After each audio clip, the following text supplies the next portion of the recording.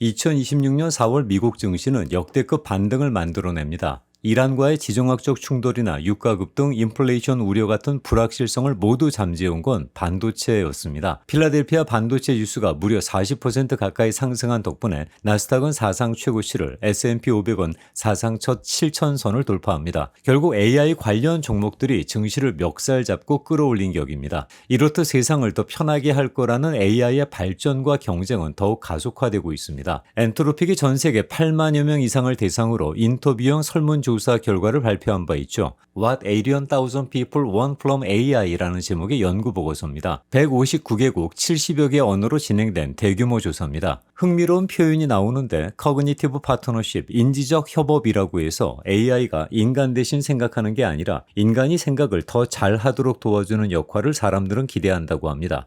결론적으로 AI가 세상을 뒤집는 혁명이라기보다 일상의 피로를 덜어주고 삶을 조금 덜 버겁게 만들어주길 원한다는 점입니다. 미래를 조망하는 이 보고서에서 덜 힘든 오늘을 바란다는 희망은 역설적으로 지금이 얼마나 감당하기 어려운 현실인지를 짐작하게 합니다. 그런 현실 속에서 미국인들이 선택한 회피는 무엇일까요? 지금 미국은 젊은 세대는 물론이고 중장년층까지 집단으로 무드셀러 증후군을 앓고 있는 듯합니다. 현재의 삶이 힘들거나 불안할 때 과거로 도피하여 심리적 안정을 찾는 퇴행 현상을 무드셀러 증후군이라고 하죠. 2026년 미국인들이 선택한 그 좋았던 과거는 10년 전인 2016년입니다.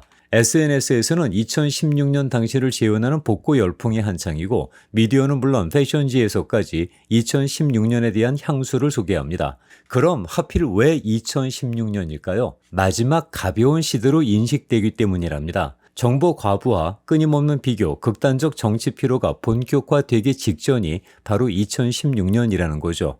워싱턴 포스트도 이 현상을 그 시절의 희망감에 대한 그리움으로 해석합니다. 그럼 2016년에는 무슨 추억이 있었을까요? 먼저 감성적 기억입니다. 그때 SNS는 훨씬 교감이 따뜻했다고 추억합니다. 보여주기나 자랑하기 식이 아닌 그냥 친구들과 가상 공간에서 노는 식이었죠. 적어도 지금처럼 대중을 상대로 하는 피곤함은 없었다고 기억합니다. 경제적으로도 좋았다고 합니다만 이건 약간의 기억 편집이 있는 듯합니다. 2016년 초부터 중국 경기 둔화 이슈가 불거지더니 6월에는 영국의 브렉시트 충격이 시장을 강타합니다. 거기에 11월 대통령 선거 이슈는 불확실성을 극대화시켰죠. 그럼에도 3대 지수는 상승으로 그 해를 마감했고 무엇보다 2% 미만의 인플레이션 덕에 낮은 기준금리가 계속 유지될 수 있어 풍부한 유동성이 시장 심리를 그래도 안정시킬 수 있었죠. 2016년을 향수하는 건 그 시절이 완벽해서가 아니라 지금이 너무 피곤한 탓입니다. 흔히 과거를 떠올릴 때면 그 시대의 사건보다 그 시대의 공기를 기억한다고 하죠. 언급했듯이 2016년이라고 마냥 평온한 해는 아니었습니다. 미국 대선은 세상을 둘로 갈라놨고 테러와 총기 참사도 이어졌습니다. 그럼에도 2016년을 떠올리며 그래도 그때가 낫지 않았나라고 말하는 이유는 지금의 현실이 우리를 너무 지치게 만들기 때문입니다. 2026년 우리는 하루를 시작하기도 전에 이미 피곤합니다. 밤새 쌓인 뉴스와 메시지, 주가와 환율, 전쟁과 각종 사고 소식, 세상은 핸드폰이라는 손바닥 안에 들어왔지만 우리의 마음은 그만큼 쉬지 못하게 됐습니다. 정치는 그 피곤도를 극한으로 몰아갑니다. 양쪽으로 갈라선 분열은 토론을 하는 게 아니라 진영을 형성하게 하고 대화는 설득이 아니라 상대방에 대한 공격으로 변질됩니다. 경제는 더 팍팍해졌습니다. 열심히 살면 보상이 있던 시대는 이미 저물었다고 하죠. 사회는 더 연결이 됐다지만 더 외로워졌습니다. SNS는 사람을 가깝게 만든다고 하지만 어느 순간부터 남과 비교하는 장치가 되어버립니다.